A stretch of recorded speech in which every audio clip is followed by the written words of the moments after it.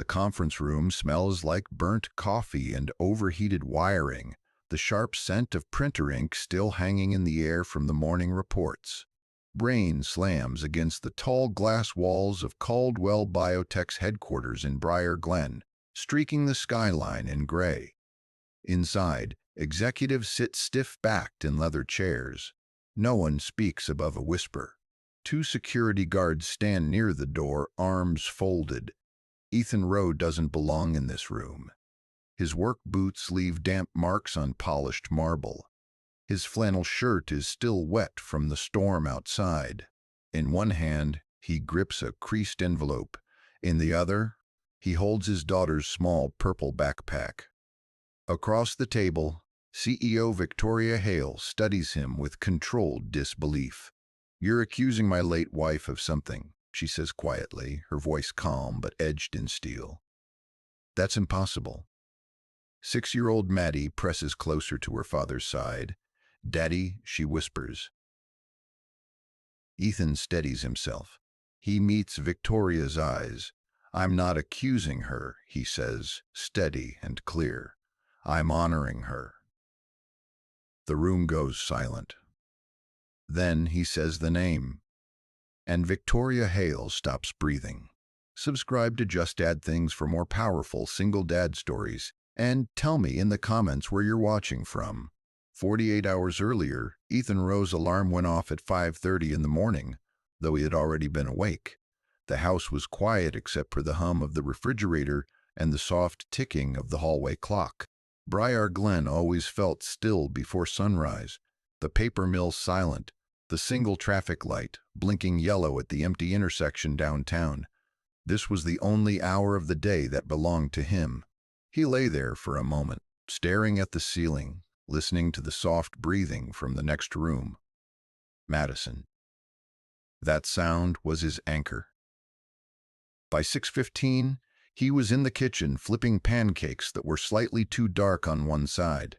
He packed a lunch with careful precision, apple slices soaked in lemon water so they would not brown, a peanut butter sandwich cut into triangles, a small handwritten note folded inside that read, "You've got this, kiddo." Upstairs, Maddie called out, "Daddy, I can't find my sock." He smiled despite the weight pressing on his chest and went to help. He knelt on the bedroom floor, digging under the bed until he found the missing sock clinging to a dust bunny. Then came the hair. He stood behind her in front of the bathroom mirror, holding a pink brush like it was a tool he had not yet mastered. He tried to remember how Caroline used to twist and braid. His fingers fumbled. Maddie watched him through the mirror. "It's okay," she said gently. "It doesn't have to be perfect." He swallowed hard. That was the thing about kids who lost a parent too early. They learned how to comfort back. By 7:15, they were out the door. Ethan locked up their small 2-bedroom house, paint peeling at the corners, porch light flickering. It was not much, but it was paid for, mostly. The mortgage was the one bill he never allowed himself to miss. The auto shop sat on the edge of town beside a rusted grain silo. Rowe Auto Repair was painted across the front in letters his father had hand-brushed decades ago. The sign had started to fade, but Ethan refused to repaint it. Some things you preserved because they held history. Business had been slow for months. Newer garages with digital diagnostics had opened near the highway. Ethan relied on loyalty and word of mouth. That morning, Mrs. Dalton's truck was in Bay 2. She lived alone and survived on Social Security checks. The transmission needed more work than she could afford. "How much do I owe you?" she asked, clutching her purse. Ethan wiped his hands on a rag. "Just pay for the parts," he said. "Labor's on me." She blinked back tears. He pretended not to notice. By lunchtime, the bank had called again. Mr. Rowe, this is a courtesy reminder regarding your 2 late installments." He leaned against his workbench, grease under his fingernails, phone pressed between shoulder and ear. "I'll have it by Friday," he said, though he was not sure how. It was a pause on the other end. Failure to bring the account current may result in further action. Further action meant foreclosure on the shop, and without the shop, Ethan had no documented income strong enough to withstand scrutiny if anyone ever questioned his ability to provide for Maddie. Stability mattered. Judges liked stability. Social workers liked stability. He hung up and stared at the faded photograph taped above his desk. Caroline stood between him and Maddie in that picture, wind in her hair, eyes bright. 2 years gone, and some days it still felt like a bad dream he had not yet shaken. That evening, after dinner, spaghetti too soft, sauce slightly burnt, Maddie set 2 plates at the table. He gently moved one away. She did not argue any more. She just nodded. After bedtime stories and an extra glass of water and one more hug, Ethan sat alone in the kitchen. The house creaked softly around him. That was when he noticed it again. The envelope. It had been tucked in the back of a kitchen drawer for nearly 2 years. He had found it while sorting through Caroline's things after the funeral. Cream-colored, sealed, labeled with neat handwriting. Caldwell Biotech. Personal. He had never opened it. Grief makes you selective.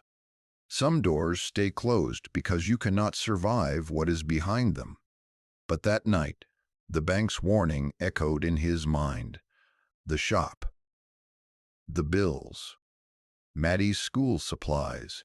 The second plate at the table. He reached for the envelope. His fingers trembled as he broke the seal. Inside were printed emails. Technical notes. Handwritten observations in Caroline's familiar script. Dates. Data comparisons. Concerns flagged in the margins. She had worked as a research assistant at Caldwell Biotech before her illness worsened. He knew that. What he did not know was that she had raised questions about calibration inconsistencies during testing of the company's newest medical device. Repeated inconsistencies, unresolved. At the bottom of one page, in hurried handwriting, if this launches without correction, it could fail under certain conditions. Someone needs to listen. Ethan felt the air leave his lungs. This was not gossip. This was not bitterness. This was Caroline, careful, precise, principled, trying to protect people. If he stayed silent, no one would know he ever read it. He could keep the shop, keep his quiet life. Protect Maddie from attention. If he spoke, he would be challenging the most powerful company in Briar Glen. He imagined lawsuits, headlines, losing customers, losing everything. He closed his eyes and pictured Caroline standing in the kitchen, telling him gently but firmly what was right. Then he heard Maddie's small voice from upstairs in her sleep. "Mommy." Ethan looked down at the envelope again. This was not just about business. This was about the kind of father he was going to be. And whether the truth was worth the risk. Victoria Hale had learned how to look untouchable long before she ever felt steady. From the outside, she was precision and control tailored, charcoal suits, sleek glass office, a calendar, segmented down to the minute. Inside Caldwell Biotech's headquarters, people straightened when she walked past. Assistants lowered their voices. Board members deferred. Investors trusted her with numbers most towns would never see in a lifetime. But exhaustion lived behind her eyes. 1 year earlier, she had stood in a hospital hallway at 2 a.m. while a doctor explained that Dr. Amelia Hart, her wife, her partner in both life and innovation, would not be coming home. A drunk driver had run a red light on a rain-slick road.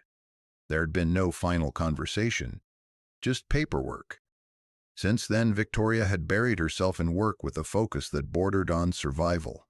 The device Amelia helped design, a medical monitoring system meant to prevent emergency complications before they happened, was weeks away from its national launch. It was Amelia's last project, her legacy. Delays were not an option.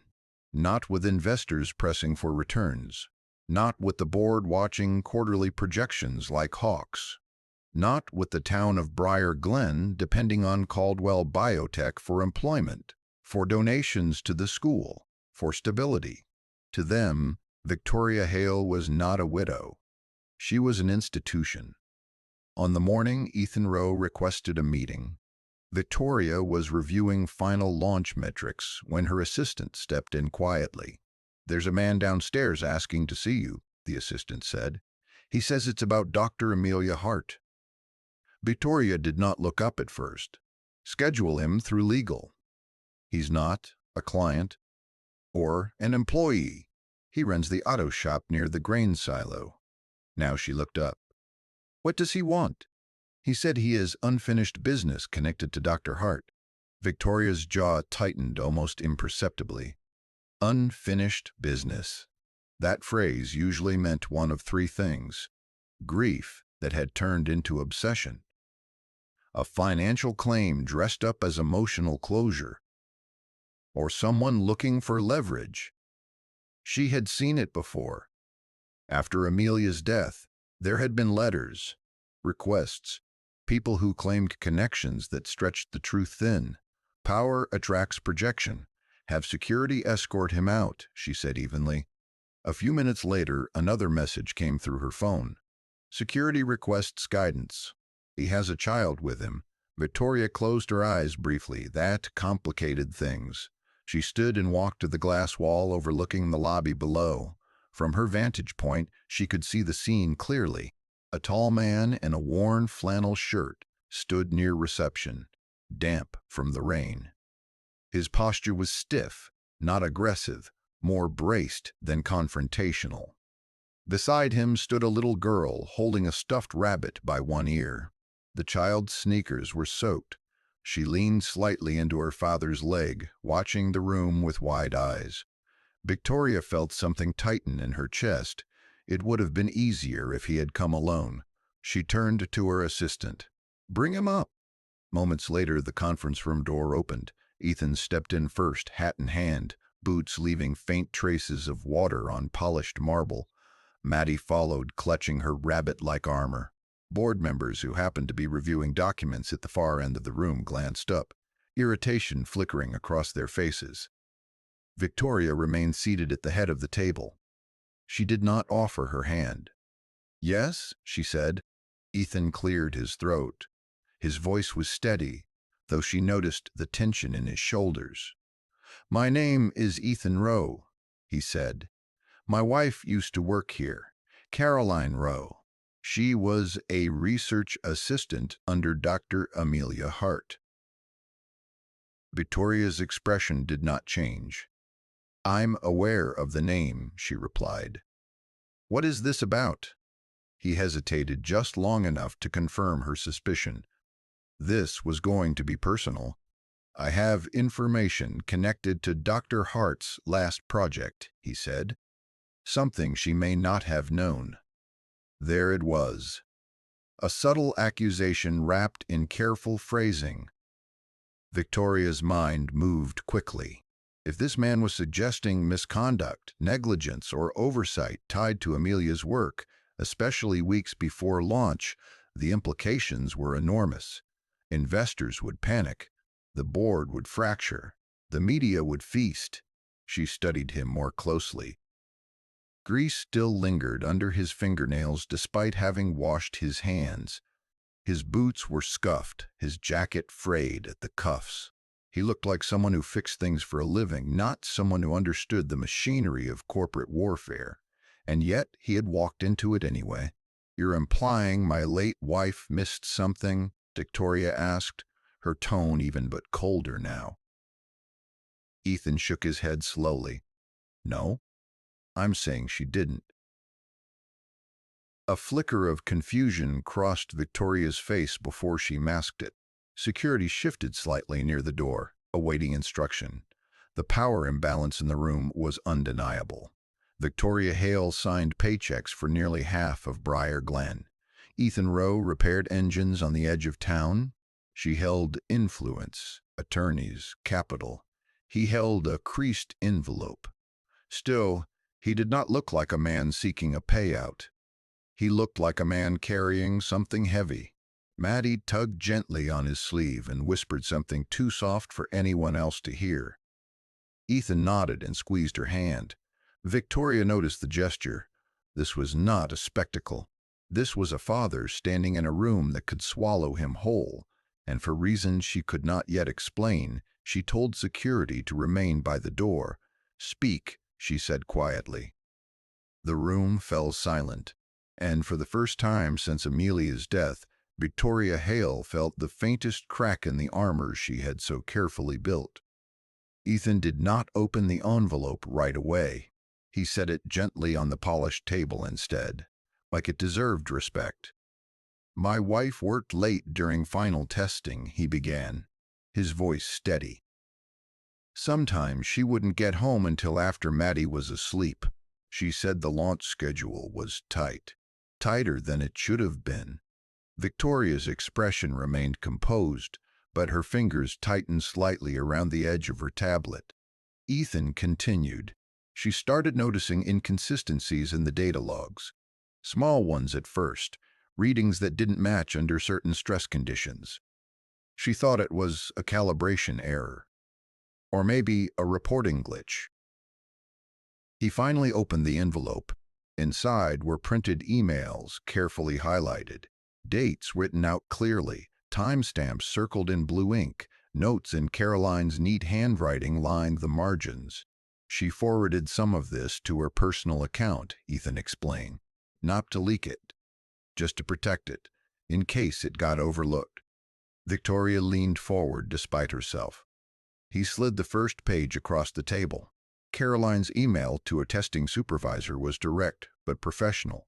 "Recalibration under variable humidity levels produces inconsistent readings. Recommend retesting before final approval." Attached beneath were system logs, observations, follow-ups that appeared unanswered. "She believed in what you were building," Ethan said quietly. "That's why she couldn't ignore what she found." There was no accusation in his tone, no demand, just fact. Victoria scanned the documents quickly. The formatting was familiar. The project codes were real. The dates aligned with the final testing phase before Amelia's death. "You understand," Victoria said carefully, "that suggesting a flaw at this stage could damage the company irreparably." "I do," Ethan replied. "That's why I came to you, not the press, not a lawyer." A board member near the far end of the table shifted uncomfortably. "You could have sold this," another executive muttered under his breath. Ethan didn't react. "I didn't open that envelope for 2 years," he said. "I didn't want to disturb anything connected to her work. But if she flagged something that mattered, I can't pretend I didn't see it." Victoria studied him more closely now. There was no opportunistic glint in his eyes, no rehearsed speech. He looked like a man who had debated this decision 100 times before walking through the rain. Her phone buzzed softly on the table. A text from the demonstration lab. "Live calibration error. Need guidance." She excused herself briefly and tapped into the internal feed displayed on the conference room screen. Downstairs, engineers were preparing a demonstration for a group of regional investors scheduled to arrive later that afternoon. On the monitor, a prototype unit flickered. The display stuttered. "Why is it reading that?" an engineer asked off camera. Another voice responded, "Humidity levels shifted after the storm rolled in." Victoria felt a cold thread run down her spine. Humidity. She glanced back at Caroline's notes still spread across the table. Ethan watched the screen without speaking. The numbers on the display spiked unexpectedly, then dropped. An alert flashed briefly before resetting. "That shouldn't happen," someone in the lab muttered. Victoria straightened. "Run a full recalibration," she instructed through the conference call. "We tried," came the reply. "It's inconsistent." Ethan stepped closer to the screen, studying the diagnostic layout. He did not ask permission. "Is that sensor mounted externally?" he asked calmly. The lab technician hesitated. Yes. And it's exposed to ambient changes without buffer? A pause. Yes. Ethan folded his arms slightly, thinking. Years of listening to engines misfire had trained him to detect patterns in sound, in rhythm, in response time. It's not the humidity alone, he said. It's rapid fluctuation. When a storm rolls through, pressure shifts fast. If your calibration algorithm averages readings over too wide a window, it'll lag, then overcorrect. Silence on the line. One engineer leaned toward the camera. How would you know that? I tune carburetors in barns without insulation, Ethan replied simply. You learn how air behaves when it changes quickly. Victoria's heart beat harder. Shorten the averaging window, Ethan suggested. Or isolate the sensor casing better. There was scrambling in the lab. Moments later, the display steadied. The spike disappeared. A slow exhale rippled through the room. Victoria stared at the screen, then at Ethan. He hadn't spoken like a man trying to sabotage. He had spoken like someone who wanted it to work correctly. The board members exchanged uneasy looks. That's a temporary patch, one of them muttered. Temporary fixes prevent permanent failures, Ethan replied quietly. The room fell silent again. Victoria looked down at Caroline's notes, at the careful underlines and margin comments. She remembered Amelia mentioning long nights during final testing. She remembered brushing off one complaint about data irregularities because the launch deadline was immovable. She had trusted the process. Had she trusted it too much? Ethan gathered the documents gently, not as someone reclaiming leverage, but as someone protecting a memory. I'm not here to shut you down, he said. I'm here because she believed in doing things right. Victoria's assumptions began to fracture. He hadn't threatened a lawsuit. He hadn't demanded compensation. He hadn't contacted media. He had walked into the most intimidating room in town with his daughter at his side and placed truth on the table without raising his voice, competence without ego, integrity without performance. Victoria folded her hands slowly. For now, she said, her voice softer than before, leave the documents with us. We will review them thoroughly. Ethan nodded. He didn't look victorious. He looked relieved. And for the first time since he walked into the building, Victoria Hale did not see a mechanic out of his depth. She saw a man who understood responsibility, and she began to wonder whether she had misjudged him. By late afternoon, the storm had thinned into a cold mist, but the damage was already spreading. Ethan and Maddie had barely made it back to the shop before his phone started buzzing. At first, he told himself it was nothing. People in a small town talked. That was normal. But this wasn't normal. A customer who had promised to bring cash for a break job never showed up. Another called and canceled an appointment, voice clipped and uncomfortable like he didn't want to say why. Then the first message popped up in the local community group chat. Did you guys hear? Someone tried to blackmail Caldwell Biotech today. Ethan stared at the screen, a slow heaviness building behind his ribs. He hadn't blackmailed anyone. He hadn't demanded anything. He had walked in with facts and walked out with the same envelope now sitting locked in his desk drawer.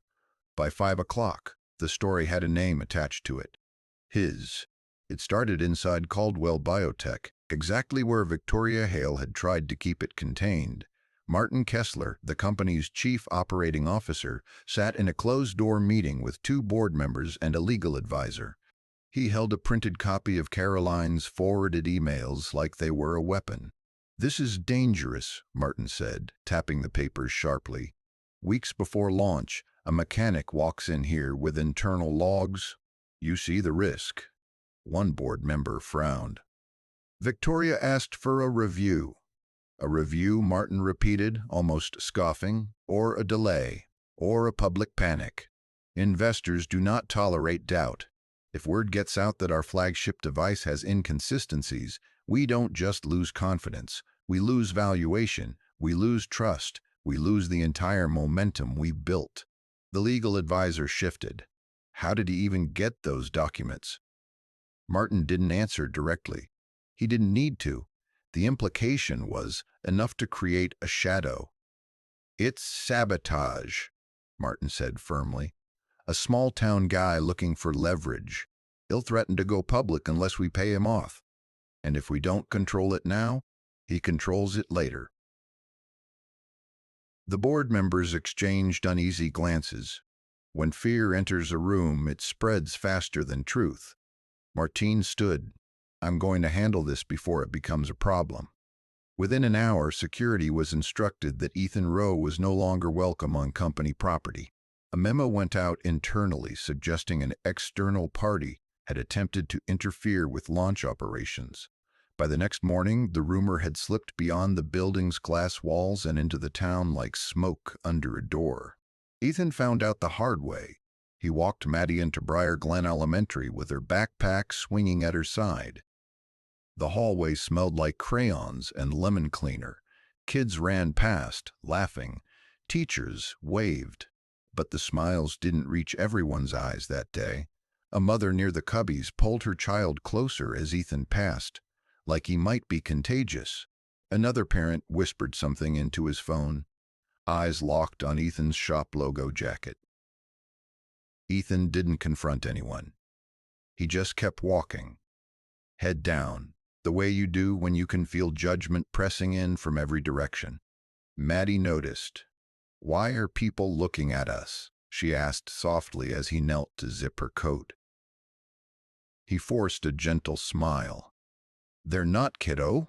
You just get to school like a superstar, okay? She nodded, but her eyes lingered on the adults who kept glancing away too quickly. Back at the shop, the local news station was playing on the small TV mounted near the waiting chairs. Ethan hadn't turned it on. He usually kept it off. Today, someone had turned it up. The anchor's voice was bright, almost excited. Breaking story out of Caldwell Biotech this morning. Sources say an outside individual attempted to disrupt the company's highly anticipated medical breakthrough launch. The individual, a local mechanic, allegedly presented unauthorized internal documents and raised concerns that may force delays. A photo flashed on screen. Ethan, not in his shop, not with Maddie, not as a neighbor. A grainy shot from the Caldwell lobby, damp boots on marble, his daughter beside him holding her rabbit. The caption read, Mechanic attempts to dare medical breakthrough. Ethan's stomach dropped. He grabbed the remote and turned it off, but the words stayed. It didn't matter that the story said, allegedly.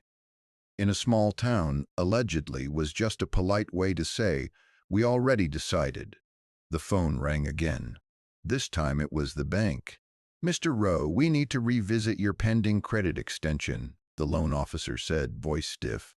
Ethan swallowed. I told you I'd have the late payments by Friday. Yes, the officer said, but there are concerns about reputational risk. Until we have clarity, the extension is on hold. Reputational risk. Ethan stared at the shop floor, at the oil stains, the stacked tires, the honest labor that had kept him afloat. Are you serious? He asked, the frustration slipping through. I'm sorry, the officer replied. It's out of my hands. Ethan ended the call and stood there, breathing hard, fighting the urge to slam something. Maddie's voice came from the back office. Daddy, can I draw? He forced himself to soften. Yeah, sweetheart. Use the big paper. He listened as she hummed quietly, markers squeaking across the page. The sound steadied him for a second. Then his cousin Nora called. Nora had always been the type who spoke in careful sentences and loved to mention what's best for the child, as if she had invented the concept. I saw the news, Nora said. It's a lie, Ethan replied immediately. Nora sighed in that slow, pitying way that made Ethan's jaw clench. I'm not saying you did anything wrong. I'm saying this is becoming public, and Maddie needs stability. Ethan's throat tightened. She has stability. She has you, Nora said, and you're doing your best. But if your shop gets dragged into scandal, if your income becomes uncertain, people notice, schools notice, social services notices. The word social services hit like a punch. Ethan lowered his voice. Don't say that. I'm just being realistic, Nora pressed. If something happened, she could come stay with us for a while, until things settle. Ethan's hands curled into fists. Maddie needed him, not for a while, not as a temporary solution. He had promised Caroline he would keep their daughter safe. He had built his whole life around that promise. Don't call me with that again, Ethan said, voice shaking with restrained anger. Maddie isn't going anywhere. He hung up before Nora could respond, then stood in silence, feeling the weight of the world pressing tighter. Across town, in the steel and glass calm of Caldwell Biotech, Victoria Hale was fighting a different kind of pressure. Martin Kessler stood in her office with a folder under his arm and a composed expression that didn't match the urgency in his eyes. This is getting out, Martin said. We need to shut it down before it becomes a narrative. Victoria's jaw tightened. By shut it down, you mean bury it. I mean protect the company, Martin replied smoothly. Protect Amelia's legacy. Protect the launch. If we pause now, the market punishes us. Investors punish us. The board punishes you. Victoria leaned back, staring at the rain streaking her window. Protect Amelia's legacy. She wanted that more than anyone, but Caroline's notes were still on her desk, and the calibration glitch from yesterday still lingered in her mind like a warning bell. Legal says the mechanic has no standing, Martin continued. We can discredit him, keep him away, and proceed. The town will move on. Victoria didn't respond, because while Martin talked, she had already ordered additional internal testing overnight, and the results were now blinking on her monitor. The inconsistency was real, not catastrophic, not immediate disaster, but under certain environmental shifts, rapid humidity and pressure changes, exactly as Caroline had flagged, the device could misread. It could fail quietly, the worst kind of failure. A minor error in the wrong moment could become a major consequence. Victoria stared at the report, a cold steadiness settling in her chest. Martin watched her carefully. What does it say? Victoria's voice was low. It says Caroline Rowe was right. For the first time, Martin's smooth confidence faltered. Victoria felt the decision forming like a stone in her stomach. If she ignored this, she protected stock prices. She protected the board's confidence. She protected her own position, but she would be betraying the very thing Amelia stood for, and she would be letting a single dad take the fall for telling the truth. Victoria closed the report slowly and looked up.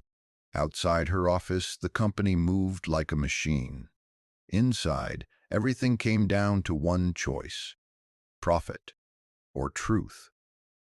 That night, the shop stayed open long after the sun disappeared. The fluorescent lights buzzed faintly overhead. Tools lay scattered across the workbench, untouched. The smell of oil and metal felt heavier than usual, like the air itself had thickened. Ethan sat on a low stool near Bay 2, elbows on his knees, staring at the concrete floor. The town had gone quiet.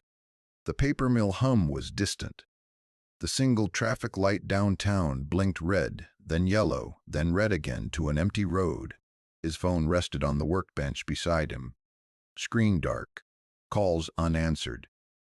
He had tried Victoria Hale twice that afternoon. Once after the news story aired, once after the bank called again. Both times it rang and went to voicemail. He had left a message the first time. Ma'am, I didn't go public. I don't know how this got out. I just need to know what's happening. The second time, he didn't leave one. Silence felt like an answer. Behind him, in the small office separated by a thin wall, Maddie sat at the desk, coloring on scrap paper. Her legs swung under the chair, sneakers tapping lightly against the metal cabinet. "Daddy," she called softly. "Yeah, kiddo?" She appeared in the doorway, rabbit tucked under her arm. Her eyes were wide in the dim light. "Are we in trouble?" The question was quiet, careful, not dramatic, not loud, just a child trying to understand the change in the air. Ethan forced his shoulders to relax. He pushed himself up and walked toward her, kneeling so they were eye level. "No," he said gently. "We're not in trouble." She studied his face. "You promise?" He hesitated, not long enough for her to notice, but long enough for the weight of it to settle. "I promise," he said. She nodded slowly and leaned forward to hug him. He wrapped his arms around her small frame, breathing in the faint scent of strawberry shampoo. She pulled back after a moment. "Can I finish my picture?" "Of course." She returned to the desk, humming softly again. Ethan stood there a second longer watching her. Then he walked back toward the workbench and picked up his phone. Another voicemail, another bank number. He pressed play. "Mr. Bond, Rowe, we still require confirmation regarding the situation reported in local media. Until this is resolved, your account will remain under review. Please understand this is standard procedure." "Standard procedure." He closed his eyes and let the phone drop back onto the bench. Standard procedure didn't care about a 6-year-old who still set out 2 plates at dinner. Standard procedure didn't care about promises made in hospital rooms. He reached into the desk drawer and pulled out the envelope again. Caroline's handwriting stared back at him. Caldwell Biotech. Personal. He had thought doing the right thing would feel clearer. Instead, it felt like standing in the middle of a storm with no shelter. If he withdrew his claim, publicly stated that he had misunderstood the documents, the news cycle would move on. The bank would relax. Customers might return. He could say he overreacted. He could apologize. He could protect Maddie from whispers in the school hallway. His hands tightened around the envelope. He walked to the metal trash can near the garage door. He flipped open the lid. For a moment, he just stood there. The shop was silent except for the faint hum of the lights. He reached into his pocket and pulled out a lighter he kept for heat shrink tubing. He flicked it once. A small flame appeared. It would be simple. Paper burned fast. Ash didn't talk back. His thumb trembled. Behind him, the small office chair scraped softly against the floor. "Daddy?" He didn't turn. "Yeah?" Maddie stepped into the garage, holding her drawing. "Look," she said. He lowered the lighter slowly, but didn't extinguish it. She held up the paper. It showed 3 stick figures holding hands, one with long yellow hair, one with short brown hair, one smaller in the middle. "That's you," she said, pointing. "And that's me. And that's Mommy." Ethan swallowed. "She's in heaven," Maddie continued matter-of-factly, "but she still likes helping people." The lighter flame flickered near the edge of the envelope. Maddie tilted her head slightly, noticing. "What are you doing?" He looked at the paper, then at her. "Just cleaning up," he said quietly. She stepped closer, eyes narrowing with childlike seriousness. "Mommy liked helping people," she repeated. "Right?" The words hit harder than anything the board had said, harder than the news headline, harder than the bank's warning. Caroline had stayed up nights reviewing data because she cared about people she would never meet. She had believed that if something wasn't right, you fixed it, no matter the cost. Ethan lowered the lighter and snapped it closed. He let the envelope fall back against his chest instead of into the trash. Maddie studied him carefully. "Are you sad?" she asked. He nodded once. "A little." She stepped forward and wrapped her arms around his waist, rabbit squished between them. "It's okay," she whispered. "We're still us." He closed his eyes. "We're still us. The shop might close. The town might talk. The town might talk, the bank might turn its back, but they were still them. He pulled away gently and crouched to her level again. "Hey," he said softly. "No matter what happens, you stay with me. Okay?" She smiled, confident in a way only children can be. "I know." He stood and walked back to the desk. He placed the envelope carefully inside the drawer again and locked it. He picked up his phone one more time. Victoria still hadn't called. Maybe she had chosen silence. Maybe she had chosen profit. Maybe he was standing alone, but he wasn't going to burn the truth to make the storm smaller.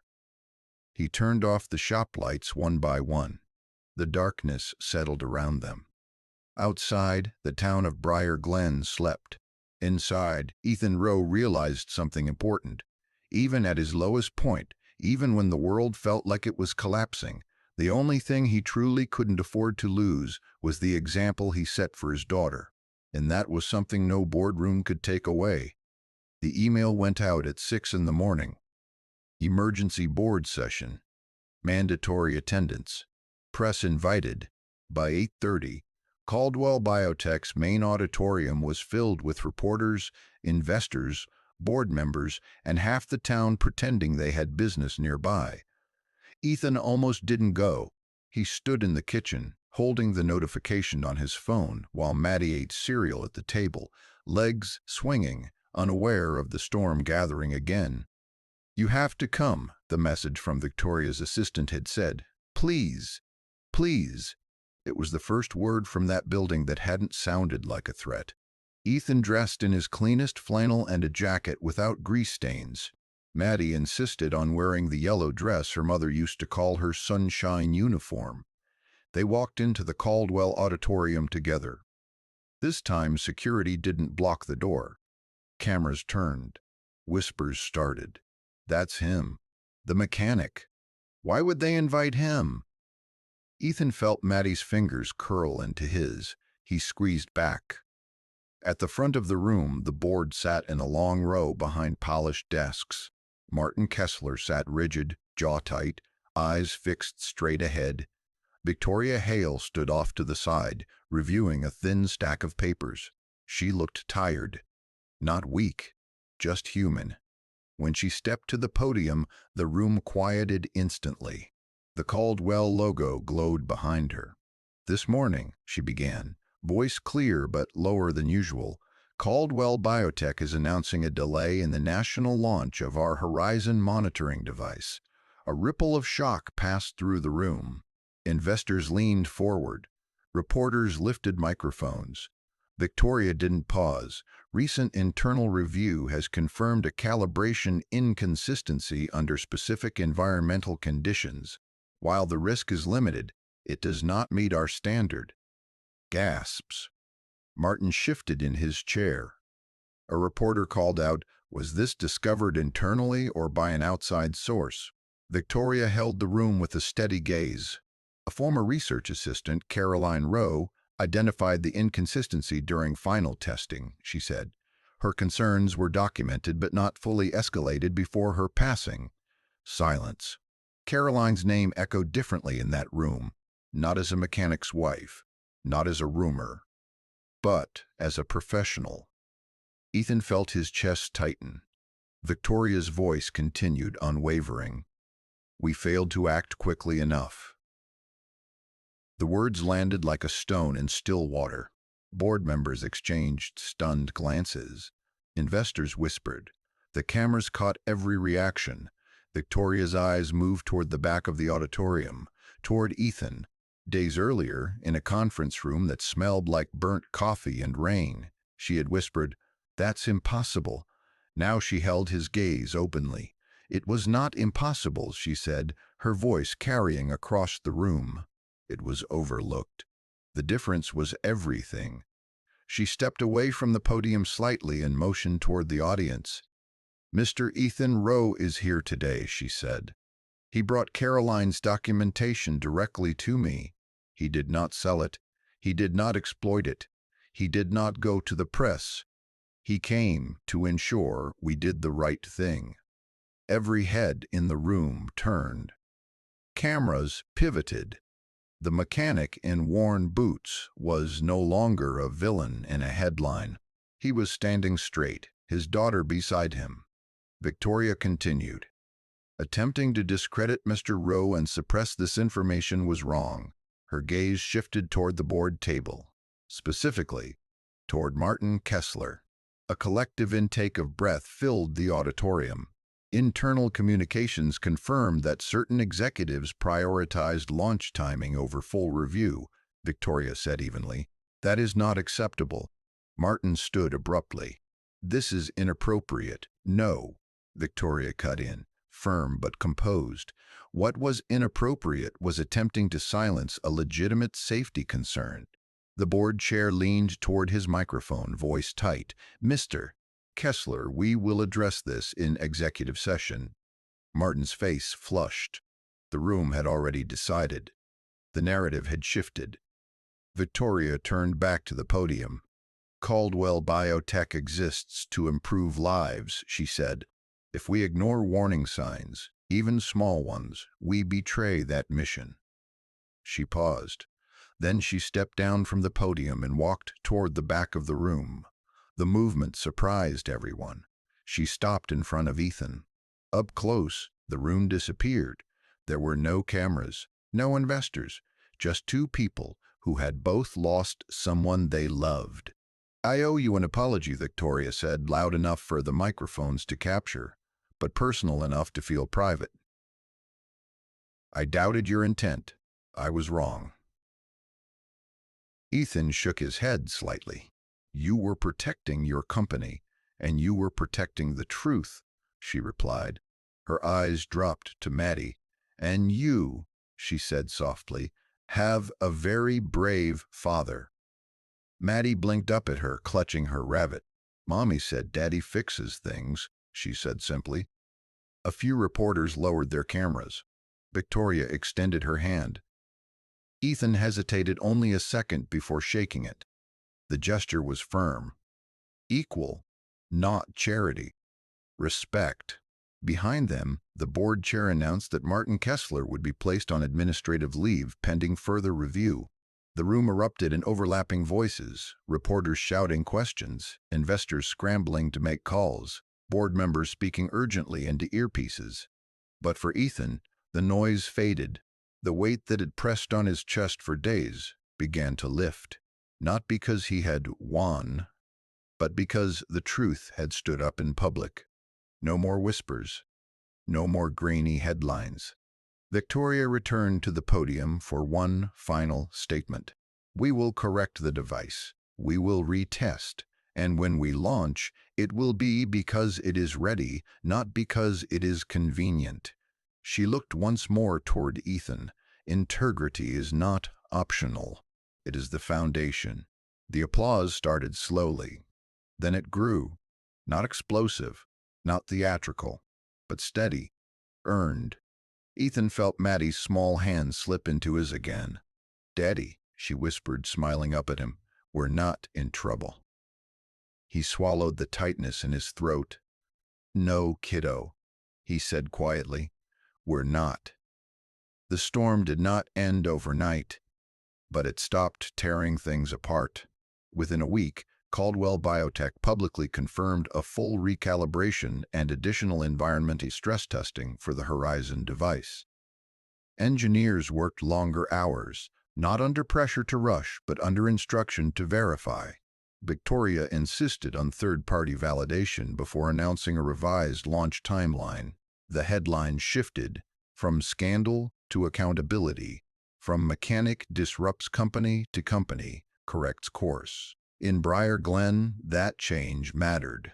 Ethan noticed it first in the smallest way, the sound of tires pulling into his lot again. Mrs. Dalton returned with a pie wrapped in foil. A delivery driver stopped by for brake pads and stayed to shake Ethan's hand. A man who had canceled earlier in the week walked in with an awkward smile. Guess you were right, he muttered. Didn't know the whole story. Ethan didn't make a speech. He just nodded and got back to work. The bank called again, but this time the tone was different. Mr. Rowe, we've reviewed the recent developments. Your credit extension has been reinstated. No apology, just policy. That was fine. He wasn't looking for applause. He was looking for stability. At Caldwell Biotech, Victoria Hale stood in the newly renovated testing wing as workers mounted a brushed steel plaque near the entrance. The engraving read, "The Caroline Rowe Research Integrity Award, in honor of those who speak up when it matters most." Victoria watched as the plaque was secured into place. It wasn't performative. It wasn't a distraction. It was a promise. Later that afternoon, she drove out to the edge of town herself. Ethan looked up from under a pickup truck when he saw the sleek black sedan pull into the gravel lot. He wiped his hands on a rag and stood slowly. Maddie was sitting on the office floor building a tower out of mismatched bolts and washers. Victoria stepped out, this time without security, without a board member trailing behind her. "Mr. Rowe," she said. "Victoria," he replied evenly. They stood in the open air of the shop. Oil stains underfoot, wind slipping through the cracked garage door. "I'd like to offer you a consulting contract," she said. He raised an eyebrow slightly. "For what?" "For equipment stress evaluation," she answered. "You see environmental factors most engineers don't. Your insight prevented a public failure. That's not luck." Ethan studied her carefully. "I'm not interested in charity." "It's not charity," she said immediately. "It's compensation for expertise. You'd review calibration systems before final approvals, paid hourly, on your terms." He considered it. More income meant security. Security meant no one could question his ability to provide for Maddie again. "I'd still run the shop," he said. "I'd expect nothing less." He nodded once. "Then we can talk details." Inside the office, Maddie peeked around the doorway. Victoria noticed her and softened slightly. "I was hoping," Victoria said, lowering her voice, "you might let Maddie visit the lab sometime." A week later, Maddie stood inside Caldwell Biotech's testing wing wearing a pair of oversized safety goggles. She held Ethan's hand with one side and her rabbit with the other. The lab smelled clean, sharp and sterile, nothing like the auto shop. Machines hummed quietly. Screens glowed with steady readings. Victoria led them toward the entrance wall. Maddie stopped when she saw the plaque. She tilted her head, reading slowly. "That's Mommy's name," she said. "Yes," Victoria replied gently. "Your mom helped make this place better." Maddie walked closer and traced the engraved letters with her finger. "She liked helping people," she said, as if confirming something she had always known. Ethan swallowed hard. Victoria stood beside them, hands loosely folded, no longer the distant CEO behind glass walls. "Your father helped too," she added. Maddie looked up proudly. "He fixes things." Victoria smiled faintly. "Yes, he does." The tour was short. No spectacle, no photographers, just quiet rooms and careful explanations. Ethan asked practical questions about casing insulation and sensor buffers. Engineers answered respectfully. When they left, the sky over Briar Glen was clear. Back at the shop, Ethan hung the signed consulting agreement inside his desk drawer, not as a trophy, but as insurance. Work picked up steadily. Customers returned not out of pity, but because they trusted him more than before. The whispers in town changed tone. Respect moved differently than rumor. It didn't rush. It settled.